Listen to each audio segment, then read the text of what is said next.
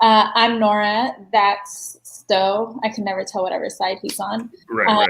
But this is Office Hours, and we every other week get together and we have practical advice for independent artists. Today we're talking about scams and scammers and how not to get scammed in the music industry. We're going to touch on that Clubhouse conversation that a lot of you probably heard a couple days ago, but really trying to talk about all the lessons learned from that conversation and things that folks can do to really protect each other, protect yourselves. And yeah, it makes me really mad that we think it's perfectly okay to say, well, that's just how the industry is, as if that's an acceptable reason for people to treat artists in a terrible, no, the industry doesn't have to be that way. It's not that way for everybody in all the places. So let me take a step back before we jump into it. That's what we're talking about today. Sto, how are you doing? Doing all right. What's up, everybody? Glad that you tuned in for this episode of Office Hours. Make sure to subscribe if you enjoy what you're hearing. Leave a like and leave a comment on anything that we're discussing today. Now, please, we're trying to keep it as respectful as possible. We're not trying to attack anybody. We're not trying to throw anybody under the bus. There's a lot of lessons to be learned on all sides. So, we're also not here to point the finger or anything like that. We're here to have a good discussion on everything that we've learned and just what we saw, because I honestly think the conversation that happened over the weekend was kind of historic, and we were able to really get kind of a firsthand view of how messed up things can be. So, yeah. I think that's a good place to start too, is there is, and we've talked about this before, there's so much that happens in the industry that is invisible, or that people don't know that they don't know, or ways that we assume things work that's not actually how they're really working. And so I think part of so there's a lack of transparency, right? And I think part of what made the conversation the other day so important was that it made all this secret stuff, all this behind the scenes stuff, very, very transparent. And I think that's important, especially for young artists or early career artists who don't necessarily know all the industry workings or all the access to things, or all, there was a whole conversation about payola that a lot of people don't understand, that's how radio works or things like that. And I think that's really important, that understanding that how you think, what am I trying to say? It was the wizard was all of a sudden exposed. Exactly. No, that's the perfect way to describe it. So I guess I want to start by saying, I'll start here, because a lot of the blame has been going, I feel in one direction. And while, again, we're not here to place any type of blame, I just want to start here. Never, ever trust one person with all your money and expect them to take your career to another level simply because you paid them. Because we see that all the time. And so I wanted to slide that over to you, because I feel of course, you've seen that a ton too. And that's kind of my, maybe not number one, but it's 1A for sure. We shouldn't be scamming people, and all of us as artists know that. But something has to be said for spending that much, expecting XYZ, and then we end up in that situation. I want to take a step back, because what I will not do, and what I saw a lot of the other day, is we are not victim blaming. Right. At all. Right. Yes, there's things that different decisions folks could have made, this, that, and the other. It is not your fault if you got scammed. Right. It is the scammer's fault. And I think part of the ways that within the industry, and we can draw parallels to this in other places in the world, we excuse scammers, is we say things like, well, Joyner Lucas should have known better, or you should have known that was too good to be true, or this, that, and the other. And so that's the thing that I will not do. And I think we have to be really careful of, is people can make the best decision. No one's going out there thinking, let me make a bad decision, right? Everyone's doing what they think is the best that they could do for themselves. And so I will never blame the victim. I will always blame the scammer. And I think that's something we need to do a little bit more of, to hold people accountable for because this is the other thing. None of this was new information. Right. And there's folks that have their reputations, but we continue to overlook it because, well, they have clout or they have relationships with other people. So I think to bring it back to your point, so I think part of why an artist might make the decision to give so much money to someone is because that they think that that person has the relationships or has the access that is worth that much money. Right. And so what we often confuse is we mistake clout with good business practices, or we mistake clout with an ability to deliver outcomes. And those are not the same things, right? And this is not that different from the scam that was happening not too long ago, where all these verified accounts were DMing artists about, yo, give me some money, I'll get your song placed. And that was also a scam. Right? Right. And I'll share the link in the comments later, but Amanda wrote a really great article about this. But it's because you see someone that you trust, you see someone who has a good reputation in the industry, you see someone who has the relationships, and because they're public, there's a degree of trust that we give to those people. And so there's a presumption that this is not going to be a scam because this person has all the access and is famous and all those things. And so I think that's part of why an artist might put out big money for someone who has like name recognition. But that's not the same thing as someone being able to deliver their outcomes or treat you well in a business transaction or this, that, and the other. And I think that's maybe part of what made certain people feel comfortable shelling out that much money without maybe thinking about it a little more critically. Right. And then I guess my next question is, because I think they kind of talked about it, but not really, is like, you got to research the people you're working with. And like, because I think Joyner said that they hadn't even like really talked or anything like that. Or he had like trouble like communicating like with her after sending. They had talked before.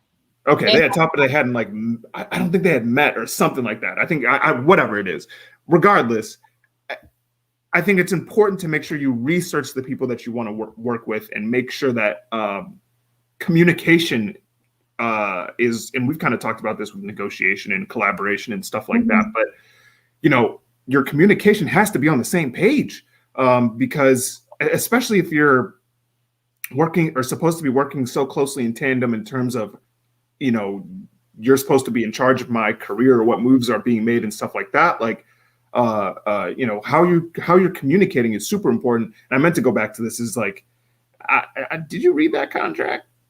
No, I didn't look at it. Oh, okay. Well, it was rough. It didn't really, I don't know. It didn't really like describe what was actually being paid for. And I guess more importantly, like we've talked about, well, more specifically, you've talked about is like how to handle conflict. That was not on that contract, and disagreements and stuff like that. So like, I guess my next thing is like, if you're making that investment again, it still goes back to, you can't be scamming people, period. But, you know, make sure you're reading the contract, make sure you know, not just what you're getting, but what happens if certain things aren't happening, or if you want to get in touch with someone, you know, what's the proper, like what is the proper channel to do that? Like the contract should cover that. And I don't know if you want to speak on that a bit, just because I know we've talked a lot about working with friends. And I guess in this case, he was suggested, Karen, by Sky Zoo, it seems. So I just feel like there has to be more, like a bit more of not a vetting process, I guess, before. I don't think so, right? Okay. Because I don't think the issue was that Lucas Joyner did not vet Karen, because I think he did vet her. He talked to people that he trusted. She had a reputation for getting shit done. So I don't know what he could have done that, because even though the kind of whispers of she's not all that she's saying that she is, and she scammed artists has been there. Right. I think he did do his due diligence in as much as he's able to do, to talk to people that he trusted to do his research. Mm-hmm. And I think this is part of the way like scammers move, and abusive partners are like this as well. They will not scam everybody. Right. They will, right? Like an abusive, and I'm going to draw this parallel to like domestic violence situations and abusive partners. An abusive partner will be really nice to everybody except the person that he's abusing. So that when you come out and you say, you know, he's actually really violent, everyone else says, oh, but he's so nice. He's really nice to me. I have a great relationship with him. And so it's part of the way that we dismiss and minimize people's concerns. And so what we saw in this situation was someone who had really great relationships with people on a social level. So when Joyner Lucas, for example, talked to Sky Zoo, and Sky Zoo was like, yeah, she's dope. That's the homegirl. That's someone you trust vouching for someone. Right. But that's not the same thing. And there's no way you can know this really to know what it's like to work for her or know what it's right. And especially in music, because so much of our relationships and our working relationships are based off of our interpersonal relationships. This is where we cannot separate the person from the artist or the person from the work, because how you show up in both these spaces kind of paint a fuller picture of who you are. So I think that problem is, and yes, like I think contracts can always be better. And we've talked about this before, but just to reiterate, like if you have a contract, make sure that it's super, super clear and specific on what like the deliverables are. Make sure that words are defined so that we actually say, what does PR mean in this contract, so that you and I are using the same understanding of something and not just the same word, but we might have different understandings of that word. Have people look at it, this, that, and the other. But even if someone is out to screw you over, a contract can only protect you after the fact. They're going to screw you over, they're still going to screw you over. And what that contract does is kind of give you recourse after the fact to say, look, you didn't hold up your end of the bargain. Right. But it's not going to stop someone from shitty behavior. And I think in our industry, the only thing that can really stop someone from shitty behavior is publicly addressing that shitty behavior, calling it out, naming it, and, you know, making that information public, because there's a lot that I think we all know happens like secretly, quietly. But there's no way, especially again, for artists who don't have access on that larger scale, to know if someone that they're working for really is about that life. One thing I will say that you can do as an artist is ask for, okay, well, who are the clients you've worked with? Yeah. And then reach out to the clients and check references. I love it when people do that. It's the best. Because that's the thing. If they're for real and if they're doing what they're supposed to be doing, it ain't a thing. Because all the clients are gonna be like, yo, they're good to go. So I think that's a great idea for sure. And that's not, I think sometimes I can tell you maybe 1 out of every 10 people who want to work with me will ask me, who are other people that I've worked with? 3, but yeah, you're about right. Like, it's such a small number, but that's a question you should not be afraid to ask. Ever. You can ask questions like, what can I expect from you? What will our working relationship be like? What are the ask for, what are the outcomes? What are the deliverables? Those kind of specific questions are real. Again, no 100% guarantee, but you can get a sense in the process, not just looking at, are they giving me the answers I want to hear, but are they forthcoming? Are they like, here's 5 clients, this is their contact information, go talk to them. And then you do that follow-up to be like, yo, Sto, what was it like when you worked with Nora? Yeah, exactly. So that is one way that you can kind of protect yourself. But I think what happens, and this is the thing that makes me super, super mad. And for those of you who are joining us, welcome. Feel free to drop your comments and questions and thoughts on the conversation in the chat.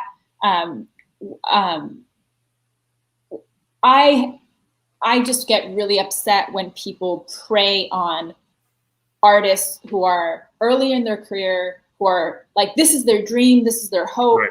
And like, there's something in that emotional space sometimes when you feel like, yo, I'm like up against the wall. This is my only chance, all or nothing. You're going to make sometimes emotional choices. Yep. You're going to make a choice that might not be the most logical choice. And I get that. There's nothing wrong with that. And I think the fact that there is a ton of people in the industry who prey on that. And we see this. Yes, Joey, this is exactly how I feel. Preying on young artists' dreams is nasty, nasty behavior, especially for artists who don't have resources, don't have money. We see these scams in all kinds of way, right? At all Give us levels. a bunch of money and we'll put you on a exclusive playlist. We see like, I'm remembering. There's so many. There's literally so many. So I don't know where I was going with this thought, other than it just makes me really, really mad. And this is what I was saying, that I understand then when an artist is going to make an emotional decision that feels like I'm going to just take this risk, and then they get taken advantage of. Here's a good one. Yeah. I mean, we kind of discussed it a little bit. It feels so normal at this point. How do you weed out the scammers, even amongst the credible names? First things first, I'll say this. I am always, always, always going to defend my peers in the industry who do credible work. Yes, there are tons of scammers out there, but I guarantee you there are plenty of people, just like us, who care about the industry as a whole, who actually care about the culture, who are actually doing the real work. A lot of us, if you were paying attention over the weekend, we already knew all of this stuff. Mm-hmm. We've talked about it tons and tons and tons and tons of times before for years. But like Nora mentioned, weeding out scammers, honestly, again, ask questions. Anybody who gets weird about asking questions, they're probably about to scam you. Anybody who pressures you, says, no, bro, you got to do it. No, bro, you got to do it. No, bro, you got to do it. You want to be on this festival? You got to do it. You want to open up for insert artists here? You got to do this, and you got to sell tickets. No, fuck that. And like Nora said, ask the people that have worked with the people before. They're going to be honest. If they had a bad experience, they'll be upfront and tell you. They may not tell the internet, but if you ask them upfront, like, yo, how is it working with Sto? I heard he talk about websites a lot. And if he comes at you and says, nah, he don't even do that, then you know that, so-and-so about to scam you. But that, I think, like Nora said, one of the best ways to ask who have you worked with, and then go ask those people, how was it? I think another thing, and yeah, the story that Joey is sharing, had a friend send a little bit of money to someone that promised to help them out, and they never heard from them again. That artist ended up quitting. I've seen that a ton. That's crazy. I mean, one thing I will say about money is you can also always create like a payment system that allows you to keep a little bit more control. So they asking you to pay everything up front. Can you do like half up front and then half after services rendered? That's a space where you can negotiate and create something that you feel comfortable with. Obviously, you want the person that's giving you services to also feel comfortable, because we're hoping that they're not scammers and they're doing work on your behalf. If they're doing something bigger, right, you can ask for itemized budgets, ask to see the receipts, ask to see the, figure out what the audit is going to look like if you're really giving tons and tons of money to people. So there's ways to kind of build in checks and balances to protect yourself and at least make sure things are kind of accountable or accounted for as you build out the relationship. The other thing, as coming back to Mixdown's question around like, how do you weed out the scammers, is looking at people tell on themselves a lot. My social media, you get a sense of what I'm about. You look at Sto's, you get a sense of what Sto is about. You look at Karen Civil's and you get a sense of what she's about. And so looking at people's socials with a critical eye, right? Not like, oh, they're so cool, they're doing all these cloudy things, look at them posting with famous people. But if you do a little bit of like a more critical look, sometimes that tells you a lot too about what a person values. And what they're really about. And that might give you a little bit more information. But I really think that, as we keep saying, like, talking to people about who people are and how they move in the industry and what their experiences have been, that's a really good way to start.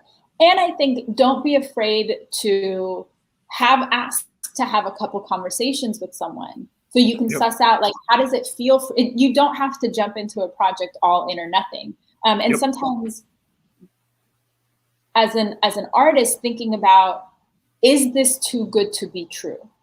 One of the scams that like upsets me the most is when PR folks will be like, for $50, I'll give you 500 email addresses. And to you, $50 is nothing. 500 email addresses is great. Boom, here you go. But those email addresses are not going to give you the return that you want.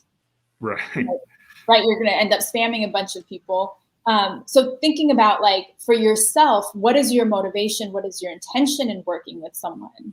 And then deciding from that place, is this really the thing that's going to help you, or are you trying to take a shortcut? And I think that's part of where, the emotional piece that we talked about earlier, that's where artists get caught up, is you want the shortcut. You're so hungry. You're so excited. You're so enthusiastic, which we're not knocking that. Right.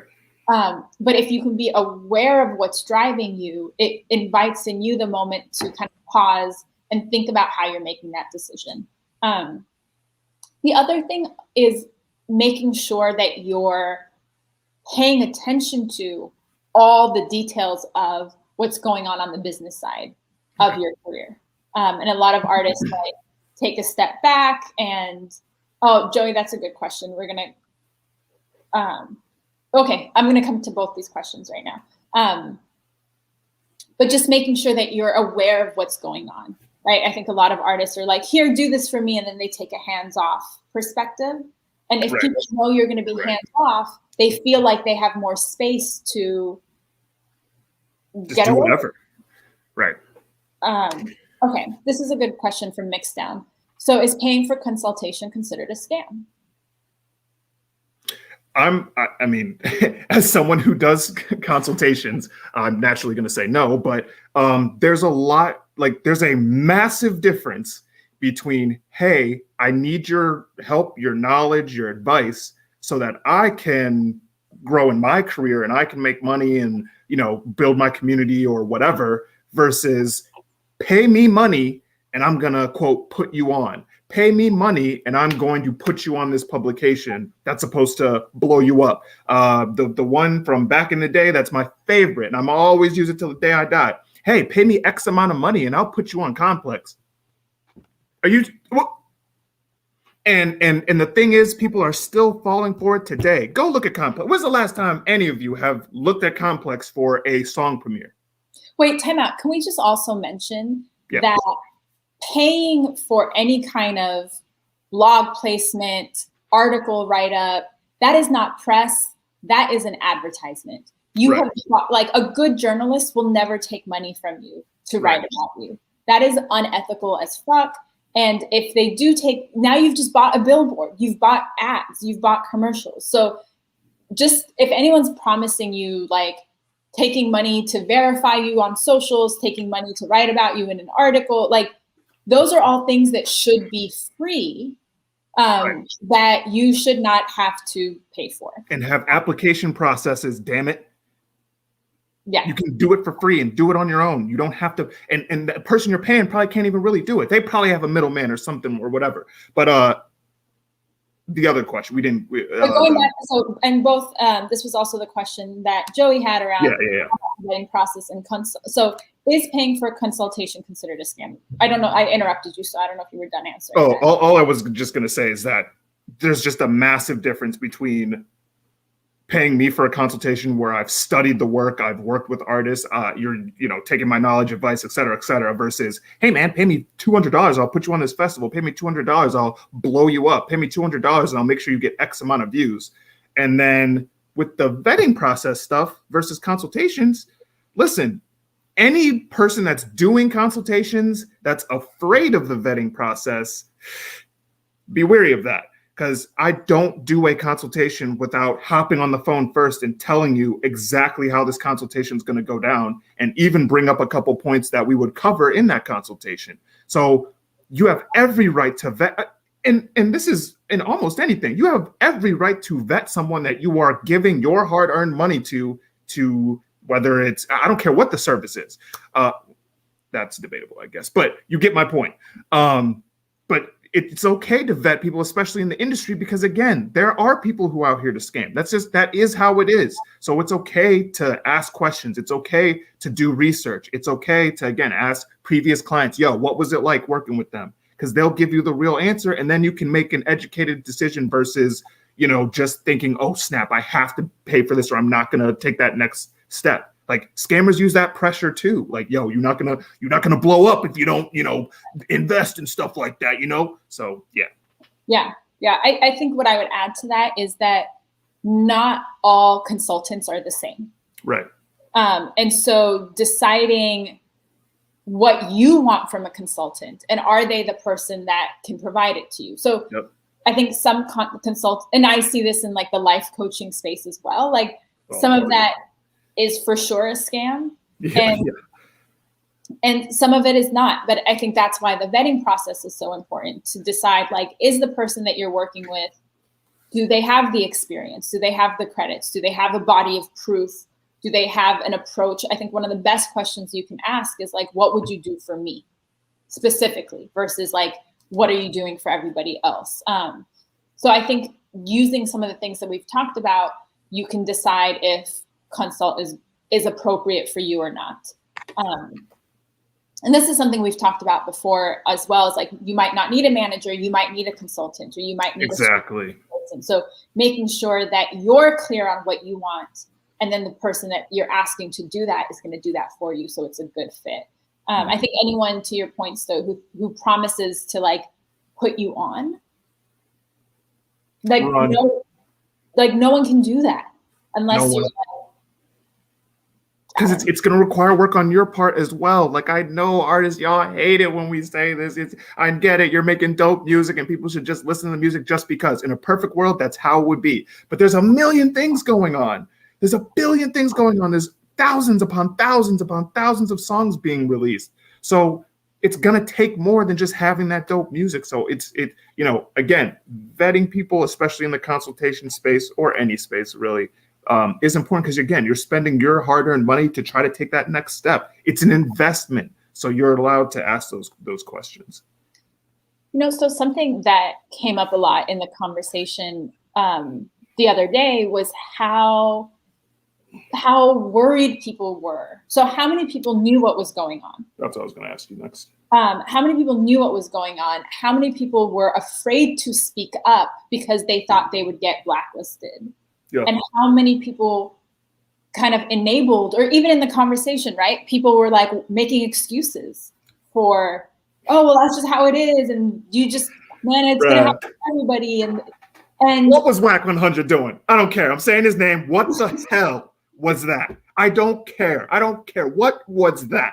Because I thought I was watching a political debate, because he kept circling around. Defending someone 1 minute, calling someone out the next minute, calling someone a scumbag the next minute, gaslighting the fuck out of someone the minute after that. And then he would go into another room and be like, oh, I didn't know all that. Like, what? I'm about to get mad. Time out. Because there was a lot of gaslighting.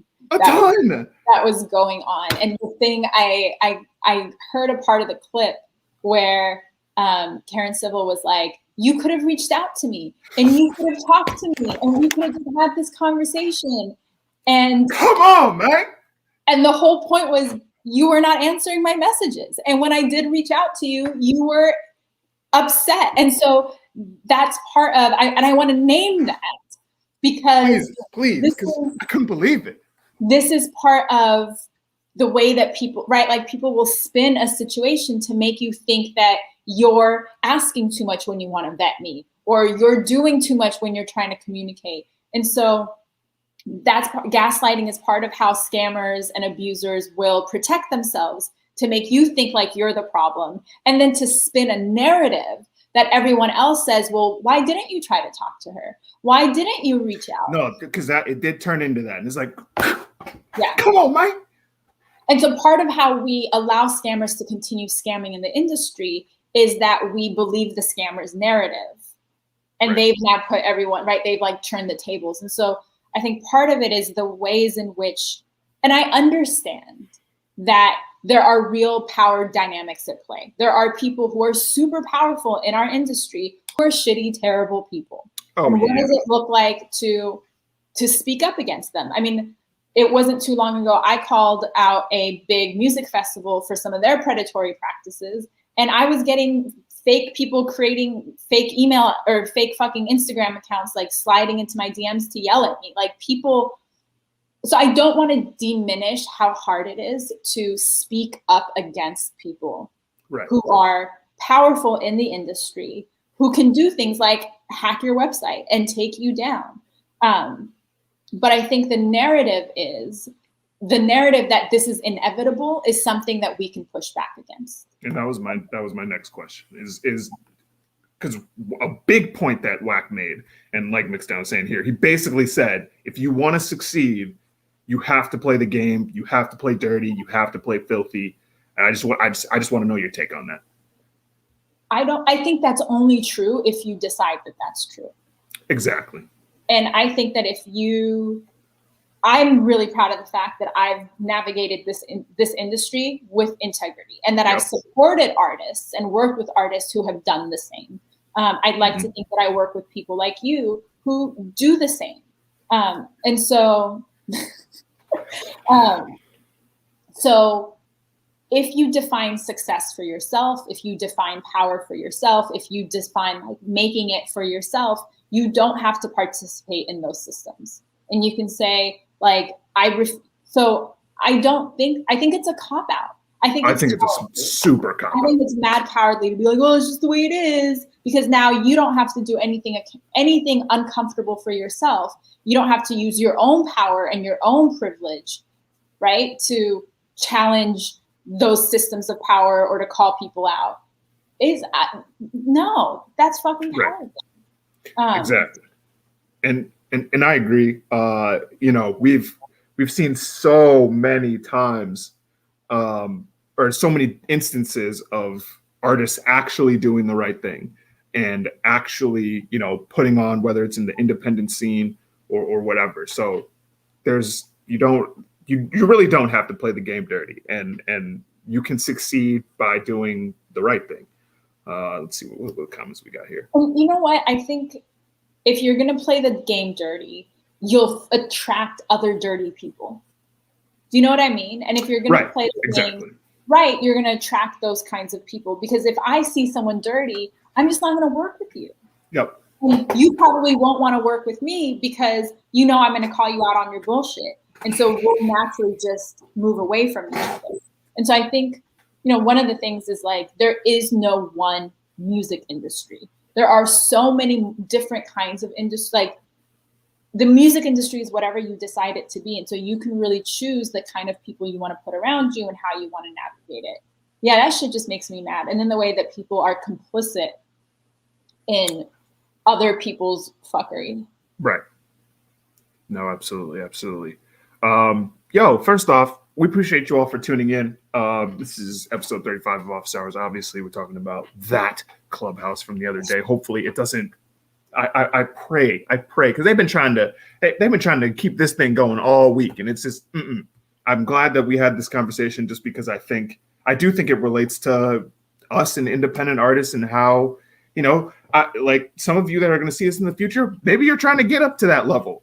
And I hope that this conversation, and that's the other thing, definitely go, if you have not listened to it yet, go take a listen, because there's a lot of stuff revealed. We don't get, again, this kind of, we don't get to sit in rooms like this where people literally incriminate themselves. But, this is a portion of the industry.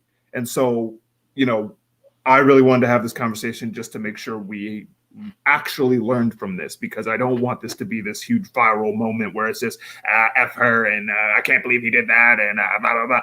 There's so much to learn from that conversation and what we're trying to do as a whole, as a culture, and as a whole as independent artists. So hopefully, this is resonating. Yes. I was sorry. I got lost in thought. Got lost in thought. What was I going to say?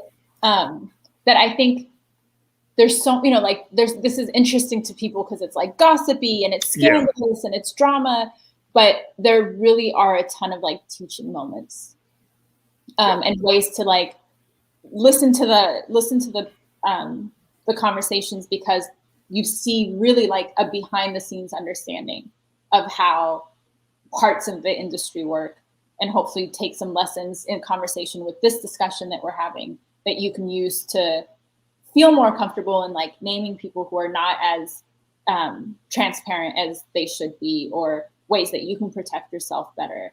Watch out. Look at how some of your favorites are talking about this situation.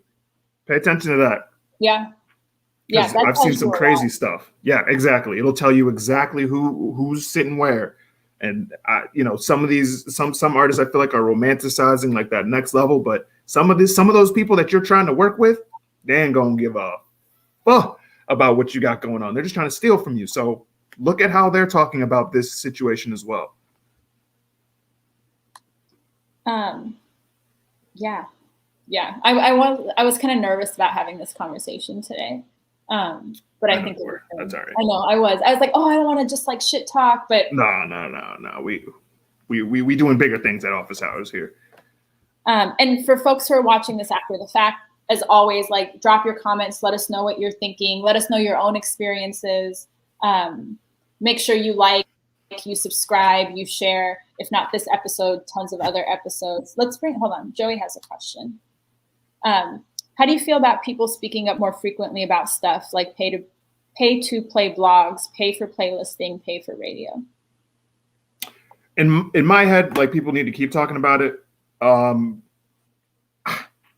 I think we're at a point, unfortunately, and some of y'all are not going to like this either, but I'm realizing more and more that some artists, if given the opportunity, would take that pay to play. So I feel like we're at a point now where it's like, it doesn't matter how much I say, because we both of us, we are very loud about not paying for any goddamn thing like that. And, you know, even the other day when I was asking people, so many people gave me responsive times that they've been offered just absolutely ridiculous stuff. So I think talking about it is important. I just think at some point, you know, we, like, as a whole, we need to just squash that and shut it down. It shouldn't even be a thing, because it's not just scammers and promoters. Like, you have some people that are higher ups in the industry doing this shit.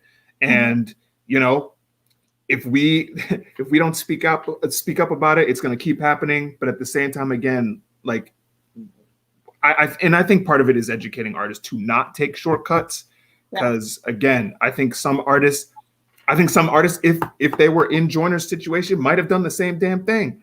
And, you know, I don't know if that's go ahead. No, I just want to be clear. Like, Joyner made an investment. Right. And as far as like, until he knew that he was working with a scammer, it was a good investment. It was an investment in, and he said very clearly, I wasn't trying to get on a blog. I was looking for the relationships and the connections that someone could have made for him. And so there's nothing wrong with like spending money and investing. An actual investment, right? Actual investment. I think the issue with like pay to play and things like that is there will always be artists who want to take that shortcut, who know better, but think that it's worth it. And that's like the WAC 100s of the world. That's just how it is, and you can't get on top. And so what I would offer for folks is the alternative to those kinds of things is all the stuff that Sto and I talk about. It's building genuine relationships, it's understanding your core audience, it's connecting with like smaller outlets, it's doing the engagement piece. And actually putting in the work. It's putting in the work, which is not a convenient answer. It's a lot easier to spend $500 and like end up on some playlist so I think we can speak up and educate, and I think we can offer alternatives, but at the end of the day, you as an artist get to decide what is your strategy? What is your plan? How do you want to maneuver in this space? And for every like, you know, corporate type artist, there's going to be a local, like, that's on you to decide. Right. Yeah, I love all the questions that folks are sending in. would you guys suggest seeking out seasoned vets or working with the upcoming A&Rs and management? I would say I don't think it matters one way or the other necessarily. What's more important is, what are your goals? What's the alignment between you and this person? Do they share a vision for you? Are they active in the spaces that you want to be active in? Are they a good person? So I don't think it matters. I think there's pros to both. Seasoned vets might have like relationships or access, but younger or like more early career upcoming folks tend to be a little more innovative, have different ideas. So I wouldn't suggest one or the other. I would look at what your goal, vision, strategies are and finding that alignment. And again, it's about finding what works for you. There's no like, you should definitely work with a seasoned vet. Like we don't have that answer. Because here's the thing: if you're an MC or even a producer or whatever, Pete Rock is a seasoned vet, but he's also talking crazy right now. So I would not tell you to go work with a seasoned vet like Pete Rock. But on the other hand, there are A&Rs. I'm gonna put that in big old quotes because there's a lot of people who talk, I'm A&R and I'm a manager, but they haven't done a damn thing.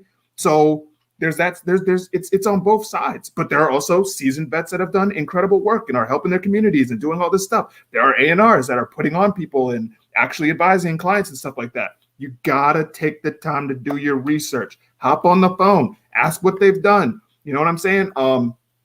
Actually figure out and like Nora said, how can you help me? When I'm doing consultations and stuff like that, I make it very clear. Every artist, every creative, their experience is different. I can't give you this cookie cutter, yeah, bro, hit up this guy and he'll copy and paste for $500. He'll copy and paste your link. Anyway. Let me just, before you get all worked up, because our last office hours on Instagram, we talked a lot about that's right. the question of management and building your team and stuff. So if you go to my IGTV, it might actually still be up on my Instagram page. You can see the whole conversation where we actually go into this question really in depth. And then we have coming up negotiations, right? So our next episode is negotiation. Then we have a mental health episode. And then we're doing a building your team office hours. So if you have specific questions about that, send those into, because this question about building team and management, and did I get it wrong? I think you got it backwards. We're doing mental health next week, or I'm sorry, the first week of October, and then negotiation on the 19th. Oh, okay. Well, but whatever, we're going to talk about it. It's coming up, and we're going to talk about it. It's hard to keep track of all these episodes. But this is a question that comes up a lot in terms of what should the team be like and who should we work? And so we're going to do a whole episode on that. Yeah, this has been I feel like a really juicy conversation. Yeah, this has been incredible. I really appreciate all the questions that folks are sending in. If you're watching this after the fact, please feel free to continue to drop your questions and your thoughts and your comments below. We will always come back and answer them. Mixed down with these. Okay. So I read the bio. So Sto does bios. I didn't even realize. Oh, damn. And actually, this is a great segue. So Sto and I both do consulting. And what we'll do is help you figure out what's your strategy, what's your goal. First of all, what's your goal and what's success for you? Help you come up with a strategy on how to achieve those goals, and then teach you some of the tactics so that you can implement the strategy. So we do those one-on-one consulting. Actually, right now through the end of September, we're offering super discounted 2-on-1 consulting sessions. So you get both Sto and I for 30 minutes where it's all about you and really tailoring things to you. We have 2 of those slots left. So if that's something you're interested in, DM me or DM Sto. We're both hella accessible on Instagram and Twitter and all those things. And Sto does bios, and I do consulting and speaking and stuff. Did I skip anything, Sto? I just do press releases too. No big deal. Oh yeah, that's right. Bios, press releases, consultations. We do it all. Just honestly, just message us. We'll get you acclimated. And definitely, if you're trying to if you're watching this and you're trying to get a consultation on a discount, because listen, That, especially after this weekend, I ain't even going to front on this. That price, it's never coming down, B. Never, ever, because we do goddamn good work. But if you want our work at a discount, we're for literally till the end of the month. We're doing $100, 30 minutes. We'll answer any questions that you want. Now you got to understand, it's just a portion. It's like a cake. You get a slice of it. We got a big old cake. You get a slice of that cake for mad cheap. But you're going to like that cake, and you're going to come back for some more cake, okay? So, if you want to test out and see what we're really about and what we do, hit us up. We got 2 spots left, $100, 30 minutes, Q&A. Answer anything you want. Guarantee you'll want to work with either of us. So hit us up and have some cake. You had me saying eat us up because I'm thinking about cake.